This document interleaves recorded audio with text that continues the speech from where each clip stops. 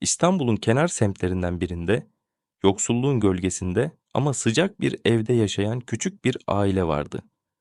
Annesi Büşra, 29 yaşında, genç yaşta dul kalmış bir kadındı. Kocası bir inşaat kazasında hayatını kaybetmişti. Hayattaki en büyük varlığı ise 7 yaşındaki kızı Fatma'ydı. Fatma sakin bir çocuktu. Diğer yaşıtları gibi yüksek sesle gülmez, oyunlarda hırçınlaşmazdı. Daha çok sessizdi. Özellikle son haftalarda Fatma'nın tavırları annesi Büşra'yı endişelendirmeye başlamıştı. Akşamları televizyon izlerken Fatma sürekli dizlerini karnına çeker, ellerini özel bölgelerine götürürdü. Bazen geceleri yatağından ağlayarak uyanır, sessizce tuvalete koşar, sonra da sabaha kadar gözünü bile kırpmadan yatağında otururdu. Başta bir idrar yolu, enfeksiyonu ya da fiziksel bir rahatsızlık olduğunu düşünmüştü Büşra. Ama annelik içgüdüsü ona daha derin, daha karanlık bir şeylerin olduğunu fısıldıyordu. Büşra, gündüzleri bir tekstil atölyesinde çalışıyor. Fatma ise okuldan sonra genellikle alt komşuları olan Necla teyzesine bırakılıyordu. Necla, yetmişine merdiven dayamış, tatlı mı tatlı, dedikoduyu seven ama özünde iyi bir kadındı. Bir gün Necla teyze kapısını kapatırken Büşra'ya yanaştı. Bu aralar çok sessizleşti senin kız. Geçen gün yanına geldim, elini aniden çekti. Bir gariplik var ama nedir bilemedim. Büşra, Necla'nın sözlerine kulak verip geçmek istemedi. Bu fısıltılar içini kemirmeye başlamıştı. Özellikle Fatma'nın bir süre önce anaokulundan ilkokula geçiş yaptığı dönemde öğretmeniyle yaptığı kısa görüşme tekrar aklına geldi. Fatma derslerde dalgın, bazen anlam veremediğimiz anlık tepkiler veriyor. Evde her şey yolunda mı? O zaman pek önemsememişti ama şimdi parçalar bir araya gelmeye başlıyordu. O gece Fatma yine ağlayarak uyandı. Büşra kızının yanına koştuğunda onu yatakta oturmuş, bacaklarını karnına çekmiş, sessizce ağlarken buldu. Işığı açınca Fatma ellerini hızla aşağı indirdi ve yorganın altına sakladı. Fatmacığım, bir şey mi oldu kuzum? Acıyor mu bir yerin? Diye sordu annesi. Fatma önce cevap vermedi. Gözleriyle tavana bakıyor, adeta annesini duymuyordu. Sonra fısıltıyla, anne, oram yanıyor. Oraya, dokunma. Büşra'nın kalbi bir anlığına durdu. Yutkundu. Titreyen elleriyle kızının alnına dokundu. Ter içinde kalmıştı. Sonra hemen altını kontrol etti. Bir şey göremedi. Ama o sabah, hiç vakit kaybetmeden kızını hastaneye götürmeye karar verdi. Hastanenin çocuk polikliniğinde doktor hanım oldukça ilgiliydi. Genç bir çocuk hekimi olan doktor Ayşenur, Büşra'nın durum açıklamasını dinledikten sonra hemen Fatma ile yalnız görüşmek istedi. Fatma, annesinden ayrılmak istemedi önce. Ama doktorun yumuşak ses tonu ve oyuncak dolu odası onu bir nebze rahatlattı. Yarım saat süren görüşmenin ardından doktor Büşra'yı odasına çağırdı. Kadının yüz ifadesi ciddiydi. Her kelimeyi dikkatle seçiyor, incitmemeye çalışıyordu. Büşra Hanım, Fatma'nın bazı davranışları bizi endişelendirdi. Bu konuda çocuk psikiyatristine yönlendirme yapmamız gerekiyor. Ayrıca muayene sırasında bazı fiziksel bulgulara da rastladık. Küçük çaplı bir travma var. Büşra bir an nefessiz kaldı. Travma mı? Nasıl yani? Doktor yavaşça açıkladı. Bu tür bulgular bazı durumlarda istismar göstergesi olabilir. Elbette kesin konuşmak için uzman bir ekip değerlendirmesi gerekli. Ama mutlaka derinlemesine incelenmesi gereken bir durum bu.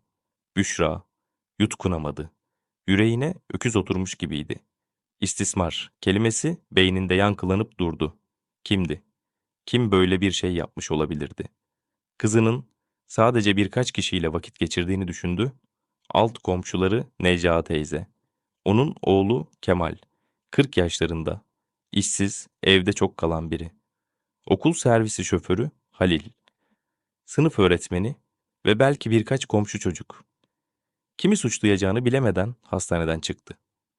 Kucağında Fatma, gözlerinde bin parça acı vardı. Hastaneden çıktıktan sonra çocuk izleme merkezine yönlendirme yapıldı. Orada uzmanlar eşliğinde Fatma'nın yeniden dinlenmesi gerekiyordu. Büşra çaresizlikle randevu tarihini beklemeye başladı. O sürede ise gözlemlerine daha fazla dikkat etti. Fatma, Necla teyzenin evine gitmek istemiyor. Orası kokuyor diyordu.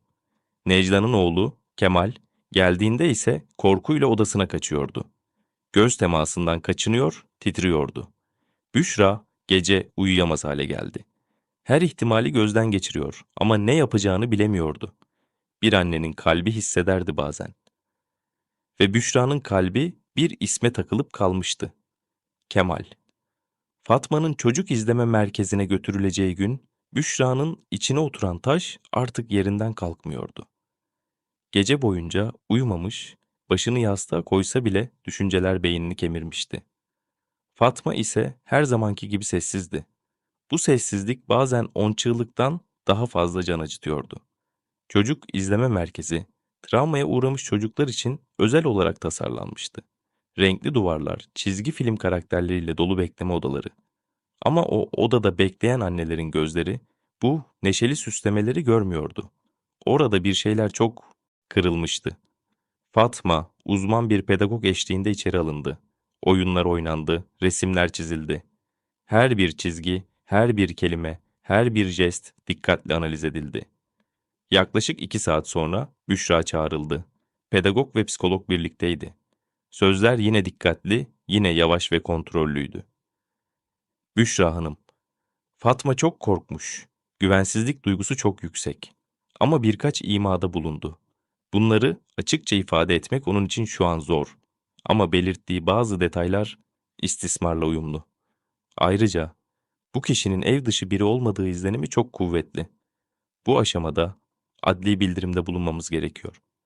Büşra'nın gözleri doldu. Yani biri, biri Fatma'ya zarar mı verdi diye sordu. Gözleri yaşla dolmuştu. Psikolog yutkundu. Evet ve onu çok korkutmuş. Yasal süreç başlatılmıştı. Savcılığa bildirim yapıldı. Fatma uzman eşliğinde bir ifade verecekti. Bu ifadenin alınma şekli de yine hassas ve pedagojikti. Çünkü çocukların ruh sağlığı öncelikliydi. Fatma ilk gün konuşmadı. Yalnızca oyuncak bir bebekle oynadı. Ama o bebeği tekrar tekrar aynı şekilde yatırıyor, üzerini örtüyor ve sonra bir köşeye atıyordu. Sonra kendini duvara yaslayıp ellerini dizlerinin arasına sıkıştırıyor, susuyordu. Bu tepkiler açık ve netti. Bir hafta boyunca uzman ekip Fatma'yla oyun temelli görüşmeler yaptı. Sonunda Fatma ağlayarak söyledi. Annemin komşusunun oğlu bana kötü şeyler yaptı. Söylersem annem bana kızar sanmıştım. Büşra yıkıldı. Bir annenin kalbi ne zaman yanıltır ki? Kemal, Kemal. Mahallede sakin biri olarak tanınırdı. Pek konuşmazdı. Uzun boylu, hafif kambur, göz temasından kaçınan biriydi. İşsizdi. Çoğunlukla annesi Necla'nın evinde televizyon karşısında vakit geçirirdi. Mahallede ona karşı özel bir sevgi ya da nefret beslenmezdi. Ama Büşra'nın gözünde artık canavardı. Olayın adliyeye yansıdığını duyan Necla hemen yukarı çıkmıştı. Kapı çalındı. Büşra açmadı. Ama sesini duydu. Büşra, ne demekmiş benim oğluma iftira atmak? Ayıptır. Fatma çocuktur. Çocuklar saçmalar. Büşra kapıyı açtı. Gözleri kan çanağı gibiydi. Benim çocuğum saçmalamaz Necla Hanım. Benim kızım sizin oğlunuzun dokunuşları yüzünden geceleri kabus görüyor. Necla'nın yüzü kireç gibi oldu. Benim oğlum yapmaz. Senin çocuğun yalan söylüyor. Yeter diye bağırdı Büşra. Fatma yalan söylemez. Doktorlar, psikologlar, savcılar hepsi yalan mı söylüyor? Benim kızımın hayatını kararttı sizin oğlunuz. Necla bir anda susup geri çekildi. Gözleri kaçamak, elleri titrekti. Kapı yüzüne kapandı. Kemal, polis tarafından gözaltına alındı. İfade verirken suçlamaları reddetti. Ben kimseye bir şey yapmadım. Çocuk uyduruyor dedi. Ancak hem Fatma'nın ifadesi hem de uzman raporları hem de fiziksel bulgular onun aleyhinde ciddi kanıt oluşturuyordu. Evde yapılan aramada bazı dijital cihazlara el konuldu. Bu cihazlarda çocuklara dair uygunsuz içerikler bulundu. Bu artık geri dönülemez bir yoldaydı. Savcı, Kemal hakkında tutuklama kararı çıkardı. Büşra, adliye çıkışında bayıldı. Kadın dayanacak halde değildi. Kızına bu acıyı yaşatanın yıllardır alt komşusu olan, belki zaman zaman evine yemek gönderdiği, emanet edilebilir sandığı biri olması onu darmadağın etmişti. Fatma, olayların ardından çocuk psikiyatristi gözetiminde bir tedavi sürecine alındı. Oyuncaklar, terapi seansları ve annesiyle birlikte geçirilen güvenli zamanlar, her biri onun kırılan parçalarını birleştirmek içindi. İyileşme hemen olmadı. Geceleri hala korkuyla uyanıyor, kalabalıklardan uzak duruyor, yabancı erkeklerden çekiniyordu. Ama annesi yanındaydı. Büşra işini bırakmış, hayatını kızının iyileşmesine adamıştı. Bir gün terapi sonrası Fatma annesine sokuldu.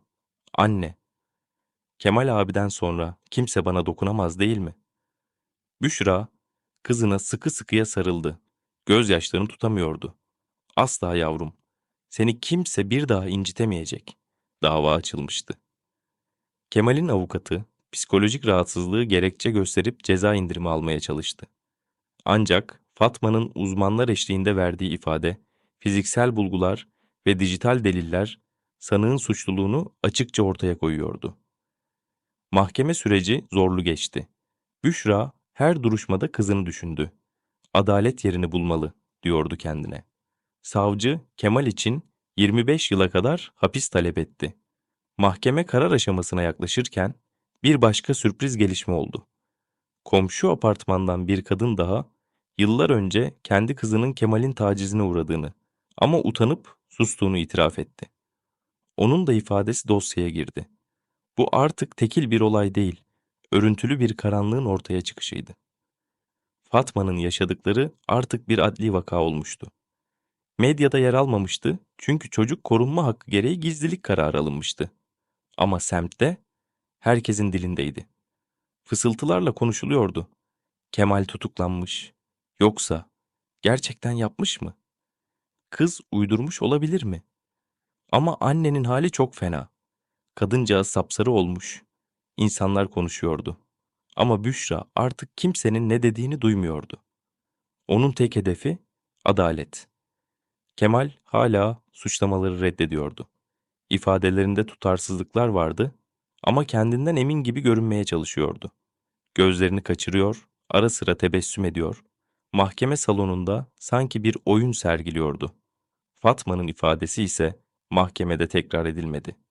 Uzman raporları, pedagog eşliğinde alınan görüntülü kayıtlar ve fiziksel muayene sonuçları dosyaya eklenmişti. Hakim, sürecin hassasiyetini göz önünde bulundurarak küçük çocuğun tekrar travmatize olmasını engellemek istiyordu. Necla Hanım, oğlu Kemal, tutuklandığından beri evinden çıkmaz olmuştu. Eskiden balkonunda çiçeklerle uğraşan, mahalledeki çocuklara şeker dağıtan kadın gitmiş, yerine perdeleri hiç açmayan, yaşlanmış bir gölge gelmişti. Bazı komşular ona acıyordu. Bazıları ise nefretle bakıyordu. Çünkü sessiz kalmak da bazen suç ortaklığıydı. Bir gün apartmanın merdivenlerinde Necla Hanım ile Büşra karşılaştı. Necla gözlerini yere eğdi. Dudakları titreyerek konuştu. Ben bilmiyordum. Bilsem. Oğlumu da tanıyamamışım. Büşra durdu. Ona bakmadı. Bilmek istemediniz. Gördünüz ama sustunuz. Annelik bu değil. Ve yanından yürüyüp geçti. Büşra artık evden çıkarken kafasını öne eğmiyordu. Tam aksine dimdik yürüyordu. Utanan kendisi değil, utanç duyması gerekenler belliydi artık. Bazı anneler cesaret buldu onun hikayesinden. Okullarda çocuklara yönelik mahremiyet eğitimi verilmeye başlandı. Fatma'nın yaşadıkları görünmez kalmamıştı. Bu sessiz çığlık başka çocukların hayatını kurtaracak kadar yankı bulmuştu. Büşra okul yönetimine gidip rica etti. Çocuklara hayır demeyi öğretin. Kim olursa olsun. Dokunma hakkı olmadığını bilsinler. Okul müdürü sessizce başını salladı. Ertesi hafta okulda rehberlik semineri düzenlendi. Mahkeme günü geldiğinde salon hınca hınç doluydu. Basın yoktu ama toplumsal vicdan oradaydı. Savcı son sözlerinde şunları söyledi. Sanık bir çocuğa karşı insanlık dışı bir eylemi gerçekleştirmiş, küçük yaştaki bir bireyin ruhunu karartmıştır. Elimizde somut deliller, uzman görüşleri, dijital materyaller ve başka şikayetlerle de desteklenen bir örüntü vardır. Böyle bir sanığın toplumdan izole edilmesi, hem mağdurun ruhsal iyileşmesi hem de toplum güvenliği açısından elzemdir. Kemal'in avukatı son ana kadar zihinsel yetersizlik iddiası üzerinden savunma yapmaya çalıştı. Ancak bilirkişi raporları sanığın cezai ehliyetinin tam olduğunu gösteriyordu. Hakim kararını açıkladı. Sanık Kemal Özkan'ın çocuğun nitelikli istismarı, kişisel verileri hukuka aykırı kullanma ve farklı suçlarından 31 yıl, 8 ay hapis cezasına çarptırılmasına karar verilmiştir. Sanığın pişmanlık göstermemesi ve benzer vakaların varlığı göz önünde bulundurularak cezasında takdiri indirim uygulanmamıştır. Salonda çıt çıkmadı. Büşra gözlerini kapattı. Ağlamadı. Sadece derin bir nefes aldı. Bir annenin adalet arayışı. İşte bu cümleyle sonuç bulmuştu. Aylar sonra, bahar geldiğinde Fatma hala terapiye devam ediyordu. Ama artık çizdiği resimlerde güneş vardı. Kediler vardı. Ağaçların gölgesinde salıncaklar vardı. Bir gün annesiyle parkta otururken bir şey sordu. Anne, ben kötü biri değilim değil mi? Büşra gözyaşlarını tutamadan cevapladı. Sen dünyanın en güzel kalbine sahipsin. Sana kötü olan insanlar vardı ama artık yoklar ve sen hep iyi kalacaksın. Fatma bir süre sessiz kaldı. Sonra gülümsedi. Annesinin elini tuttu. O gülümseme aylar sonra Büşra'nın gördüğü ilk gerçek gülümsemeydi. Belki de dünyanın en güzel tebessümüydü. Büşra yaşadıklarından sonra bir sosyal medya sayfası açtı. Kırılmadan önce. Bu sayfada çocuk istismarı, çocuk hakları, farkındalık seminerleri ve anneler için rehber içerikler paylaşıyordu. Kısa sürede 10 binlerce takipçiye ulaştı. Birçok anne ona mesaj yazdı. Benim de kızım aynı belirtileri gösteriyor. Cesaret verdiğin için teşekkür ederim. Yıllarca sustum, artık susmayacağım. Büşra yaşadıklarını yazıya döktü, paylaştı. Her satırda acısını döktü ama başka hayatlara dokunmak için acısını araç yaptı. Kırıldı ama yeniden ördü kendini. Fatma büyüdükçe o da büyüdü. Artık sadece anne değil, bir savaşçıydı. 7 yaşındaki küçük Fatma artık 16 yaşına gelmişti. Zaman akıp geçmiş ama bazı yaralar zamanla değil, sevgiyle, sabırla ve kararlılıkla iyileşmişti. Fatma artık sadece bir kurban değildi. O, mücadelenin içinden geçmiş, içindeki çocuğu koruyabilmiş, yavaş ama sağlam adımlarla yeniden yürümeyi öğrenmiş genç bir kadındı. Hala bazı geceler uykusu kaçardı. Hala kalabalık bir ortamda bir yabancı adam sesine irkilirdi. Ama artık donup kalmazdı. Nefes almayı, kendini toparlamayı, bu ben değilim demeyi öğrenmişti.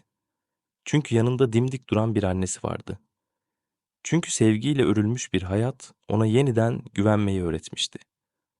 Büşra, yıllar önce kurduğu sosyal medya sayfasını artık bir sivil toplum kuruluşu haline getirmişti. Kırılmadan Önce Derneği. Bu dernek, istismara uğramış ya da risk altında olan çocuklara psikolojik destek sağlıyor. Annelere eğitimler veriyor, avukatlarla işbirliği yaparak hukuki rehberlik sunuyordu. Ayrıca anaokullarında ve ilkokullarda gönüllü seminerler düzenliyorlardı. Her seferinde bir başka annenin elini tutmak, bir başka çocuğun gözlerindeki sessiz çığlığa ulaşmak için çalışıyorlardı. Büşra, Fatma'nın hikayesini her yerde anlatmıyordu. Bu onun izniyle, onun kontrolünde anlatılan bir hikayeydi artık. Çünkü mağduriyetin dili saygıyı ve izni gerektirirdi. Ama her defasında şu cümleyle başlıyordu konuşmalarına.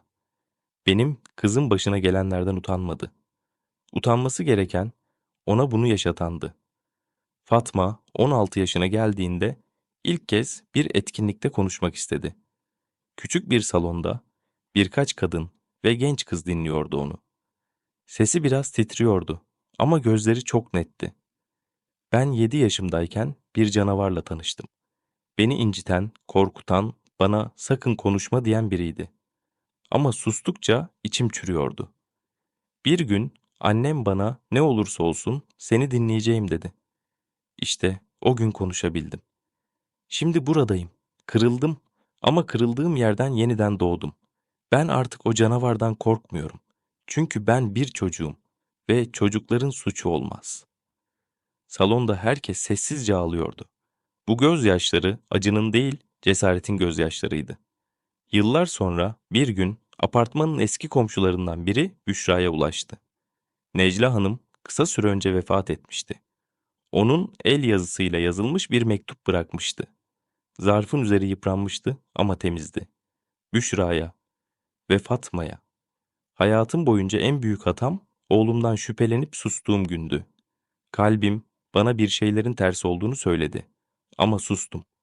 O gün konuşsaydım belki Fatma, belki başka çocuklar zarar görmeyecekti. Ben bir anneydim ama anneliği anlamamışım. Affedilmek kolay değil, biliyorum. Ama bilmeni isterim ki senin cesaretin bana geç ulaştı ama içimi temizledi. Bu dünyadan giderken tek arzum Fatma'nın affetmese bile kalbinde bana küçük bir yer ayırması. Sizi izledim, gurur duydum. Büşra gözyaşlarıyla mektubu kapattı. Fatma ise mektubu alıp uzun süre baktı. Sonra usulca söyledi. Belki kalbimde bir yer olmaz ama. Artık onun oğlu gibi biri çıkarsa karşıma, onun yüzünden susmam. Bu cümle bile Necla'nın dileğine cevap gibiydi. Büşra ve Fatma'nın yaşadığı mahallede artık çocuklara özel bölgeler öğretiliyor. Öğretmenler farkındalık seminerlerine katılıyor. Camilerde bile imamlar hutbelerinde çocukların sesi olun çağrısı yapıyordu.